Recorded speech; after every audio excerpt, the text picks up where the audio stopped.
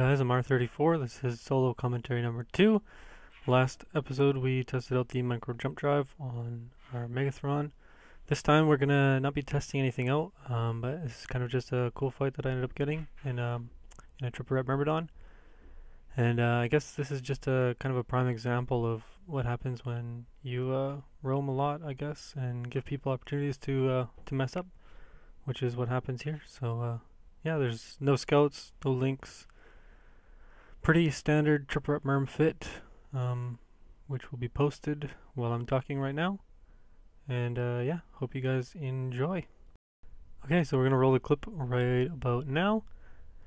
And so to start the fight off, I've kind of jumped into the enemy militia sort of home system, and there's a handful of Thrashers, an Ares, and an Oracle waiting here for me.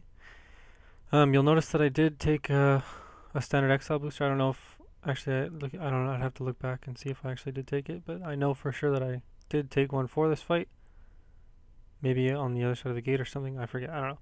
There was a standard exile booster. So yeah. And initially, I'm kind of I waited out to see if I can tank this at all, and then when it looks like I'm not really tanking, I figure I can probably kill a bunch of these Thrashers and kind of have my tank catch up. So there you see the first one go down, and then I kind of make a bit of a mistake and try to activate stuff on the one that's 20k away, and instead of the one that's 5k away. So that did cost us some time, but it ends up being okay. And I'm kind of overheating a bit much here, but I guess it all worked out in the end. One of the Thrashers decides to bail, and a new Thrasher warps in, I guess, to his buddies, and then for some reason he decides that it's going to be best for him to start burning away from the gate and away from me, which is weird, I guess. But we do end up getting a scram web on him, and we do manage to keep up. So you'll notice the Ares is kind of, he was pointing me while his Thrasher friends were here. And I think from this point on, he doesn't do anything else in the fight at all. So if you are watching this and you actually know that Ares pilot, feel free to poke fun at him, I guess. And here's some more miscommunication, I suppose. This rupture that lands has kind of landed way off the gate, so he's kind of hooped. And a Proteus also comes in, but we do manage to get this rupture scrammed and webbed.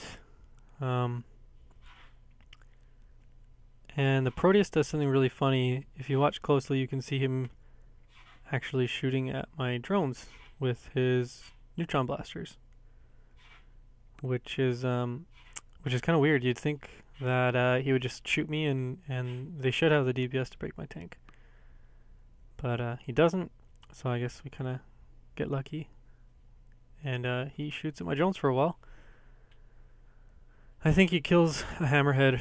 Yeah, he kills one hammerhead, and I just pulled him back to save the ogres. But yeah, our Ares friend is still orbiting around at 50k. A couple of the Thrashers have come back in, but they're at around 100 kilometers, so they're not really doing much of anything at all, really.